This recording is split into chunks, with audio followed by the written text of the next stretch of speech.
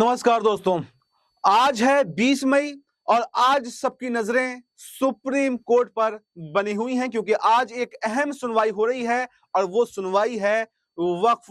Bill पर। क्योंकि जिस तरह से 14 मई को यहां पर सीजेआई बीआर गवई बने हैं और उसके बाद में उन्होंने जैसे ही एक्शन में आए हैं, पहले महाराष्ट्र में नारायण राणे के खिलाफ फैसला लिया और उम्मीद जताई जा रही है कि 16 अप्रैल को जो सुनवाई 16 मई को माफ कीजिएगा जो सुनवाई हुई थी उसमें सीजीआई ने साफ साफ कर दिया था कि 20 मई को इस पर अंतरिम फैसला पास करने की कोशिश करेंगे और दोनों ही पक्षों को 2-2 घंटे का समय दिया जाएगा। और अब सुबह से ही इस पर जो है हलचल सुप्रीम कोर्ट के बाहर तेज देखी जा रही है और दोनों ही पक्षों में एक हड़कंप सा दिखाई दे रहा है। मुस्लिम पक्ष अपनी दावेदारी पेश कर रहा है तो वहीं केंद्र सरकार के वकील तुषार मेहता कह रहे हैं कि जीत तो हमारी ही होगी। लेकिन सीजीआई बीआर गवई अब एक घायल शेर की तरह हो चुके हैं क्योंकि उन्होंने पहले शपथ ग्रहण से पहले ही क्या कहा मैं किसी भी सरकारी गैर सरकारी पद पर नहीं बैठूंगा। अगर मैं रिटायरमेंट के बाद में या मैं नहीं कोई भी जज किसी पद पर जाता है तो ये सुप्रीम कोर्ट का अपमान है। जब संविधान के ऊपर हमला हो रहा हो तो हमें देश के साथ में खड़े रहना चाहिए। और जिस तरह से वो सीजीआई बनने के बाद में पहली बार जो है महाराष्ट्र पहुंचते हैं, मुंबई पहुंचते हैं और उनका जो है कोई स्वागत नहीं किया, उनकी सुरक्षा की कोई जो है सुरक्षा में चूक कर दी जाती है। उसके बाद में देखा जाता है कि वो और भी ज्यादा आक्रामक जो है वो बीजेपी पर हो जाते हैं और जो दलीलें केंद्र सरकार की तरफ से दी गई हैं, हालांकि उन दलीलों को मानने से पहले भी इनकार कर दिया था और सीजीआई खन्ना ने तो तमाम जो वक्फ संशोधन कानून था पूरे के पूरे कानून पर रोक भी अभी तक लगा रखी है। वहीं पर कुछ याचिकाएं अब ऐसी भी आ रही हैं जो रोक लगाने के बावजूद उत्तराखंड में और उत्तर प्रदेश के अंदर जो नेपाल की सीमा से सटे हैं कई जगह वक्फ की संपत्तियों को सरकार के द्वारा नष्ट भी किया गया है। तो ऐसे में सबसे पहले तो बात यह है कि आज आखिर 20 मई को उस पर सुनवाई क्या होती है और अगर मुसलमानों को राहत यहां पर मिलती है तो इसके बाद में यहां पर बीजेपी की मुश्किलें और भी ज्यादा बढ़ सकती हैं क्योंकि जैसे मैंने आपको बताया उत्तर प्रदेश और उत्तराखंड में जो सरकारी संपत्तियों को नष्ट किया गया है फिर वापस से सरकार ही उनको बनवा कर भी देगी अगर मुसलमानों की जीत यहां पर हो जाती है। और कहा यह जा रहा है कि यहां पर जो केंद्र सरकार के वकील हैं सॉलिसिटर जनरल तुषार मेहता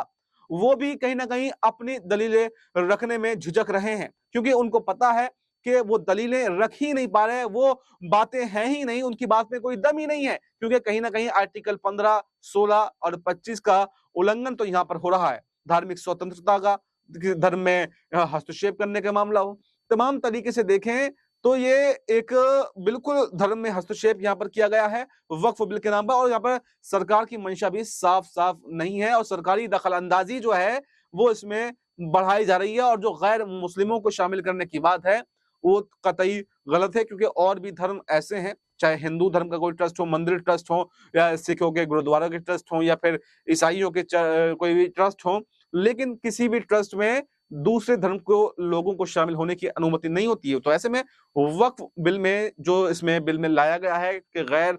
मुस्लिम लोग शामिल हो सकते हैं तो इससे सबसे ज्यादा आक्रोश है। तो वहीं पर सरकार की मंशा पर भी सवाल उठ रहे हैं। तो ऐसे में अगर सीजीआई गवई आज कोई बड़ा फैसला इस पर सुनाते हैं तो यहां पर मोदी सरकार की अगर कहें तो लंका लग सकती है क्योंकि मोदी और शाह जो है वो चौतरफा घिरे हुए हैं, न सिर्फ वक्फ पर बल्कि वक्फ के अलावा तमाम मुद्दे हैं। एक तो बीजेपी के अंदर राष्ट्रीय अध्यक्ष का फैसला नहीं हो पा रहा, चयन नहीं हो पा रहा, संघ प्रमुख कह रहे हैं कि हमारी पसंद का राष्ट्रीय अध्यक्ष होगा, मोदी शाह कह रहे हैं कि हमारी पसंद का होगा, आपस में टकराव देखने को मिल रहा है। इसके अलावा नीतीश नायडू जिनके समर्थन पे सरकार टिकी हुई है वो कभी आग दिखा देते हैं, कभी नीतीश कुमार कहते हैं कि मैं राजी नहीं हूं, कभी चंद्रबाबू नायडू कह देते हैं और तो मोदी शाह उनको मनाने में लगे रहते हैं। और वक्फ बिल का समर्थन जो अगर सुप्रीम कोर्ट से झटका लगता है तो फिर सरकार गिरने का भी खतरा है क्योंकि नीतीश और नायडू को यही दिखाकर समर्थन लिया गया था कि इस बिल में कुछ भी गलत नहीं है और अगर ये बिल रद्द सुप्रीम कोर्ट कर देता है या संशोधन इसमें कर देता है तो जो वोट बैंक नीतीश और नायडू का भटका है वो कम से कम वापस लाने की कोशिश करेंगे क्योंकि जो नाराजगी है मुसलमानों की वो उनकी जग जाहिर है। बीजेपी को हालांकि कोई नुकसान नहीं हुआ। तो तमाम तरीके से देखें तो मोदी शाह अब फंस गए हैं एक तरफ वसुंधरा राजे भी धमकी दे रही हैं कि अध्यक्ष मुझे नहीं बनाया तो फिर मैं भी जो है अपने रूप में आ जाऊंगी, बगावत कर दूंगी। तो तमाम तरीके से देखा जाए तो मोदी शाह अब उनके पास में कोई ऑप्शन नहीं बच रहा है और यही वजह है जो पहले भी दबाव सुप्रीम कोर्ट पर बनाने की कोशिश की गई और जैसे ही सीजीआई खन्ना इसके बाद में बी आर गवई जो है जस्टिस बने, चीफ जस्टिस बने, तो उनके ऊपर भी दबाव एक बनाने की कोशिश की गई और क्या दबाव बनाया गया? राष्ट्रपति ने 14 सवाल जो है वो सुप्रीम कोर्ट पर दाग दिए, लेकिन सुप्रीम कोर्ट कोई संविधान के बिना तो काम कर नहीं रहा है। संविधान के अनुरूप ही सुप्रीम कोर्ट ने उन 14 सवालों का जवाब भी दे दिया और कहीं ना कहीं केंद्र सरकार को झटका दे दिया। ऐसे में सवाल यह है कि आखिर जो हमारे संवैधानिक पद हैं, चाहे राष्ट्रपति हो चाहे उपराष्ट्रपति हो, क्या वो भी सरकार के दबावों में काम कर रहे हैं? देखिए, हालांकि हम कोई टीका टिप्पणी नहीं कर रहे हैं, लेकिन जिस तरह से अर्जुन राम मेघवाल और अमित शाह से मीटिंग पहले राष्ट्रपति की होती है और उसके अगले ही दिन वो सुप्रीम कोर्ट पर 14 सवाल दाग देती हैं, तो इससे एक इशारा तो जरूर जा रहा है कि कहीं ना कहीं ऐसा तो नहीं कि सरकार के इशारे पर ही राष्ट्रपति ने 14 सवाल पूछे हों।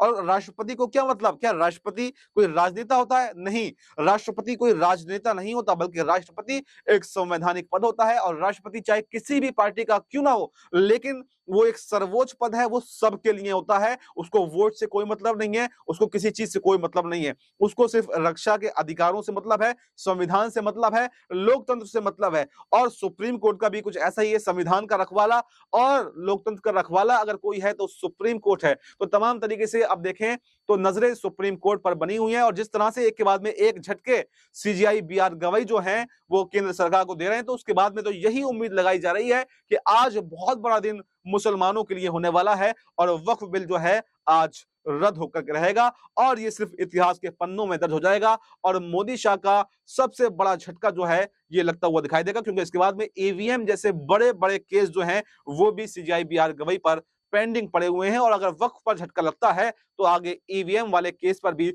जरूर झटका यहां पर केंद्र सरकार को लग सकता है। सुप्रीम कोर्ट में क्या सुनवाई होती है, क्या बहस होती है, क्या सॉलिसिटर जनरल जो है तुषार मेहता वो अपनी दलीलें रखते हैं, क्या कपिल सिब्बल हैं, अभिषेक मनु सिंघवी हैं जो मुस्लिम पक्ष की तरफ से पैरवी कर रहे हैं, वो क्या अपनी दलीलें रखते हैं, ये देखना काफी दिलचस्प होगा। और उसके बाद में कौन जीतता है, कौन हारता है और सीजीआई बी आर गवई का उस पर क्या स्टैंड रहता है, क्या इस बिल को रद्द कर देंगे, क्या इस बिल को कोई संशोधन करने के आदेश दे सकते हैं या फिर तारीख को थोड़ा बहुत आगे भी बढ़ा सकते हैं। हालांकि उन्होंने 16 मई को यह साफ कर दिया था कि 2-2 घंटे का टाइम बहस के लिए दिया जाएगा और कोई भी उसके बाद में आगे तारीख नहीं बढ़ाई जाएगी, बल्कि 20 मई को ही इस पर फाइनल फैसला हो जाएगा। तो देखना अब ये काफी दिलचस्प होने वाला है कि क्या सीजीआई बी आर गवई कोई बड़ा फैसला लेकर मोदी शाह की हेकड़ी जो है वो अब निकालने वाले हैं और क्या ये अगर असंवैधानिक बिल पाया जाता है तो क्या इसके बाद में मोदी शाह की कोई हिम्मत ही ऐसी नहीं पड़ेगी कि संसद से वो कोई असंवैधानिक बिल को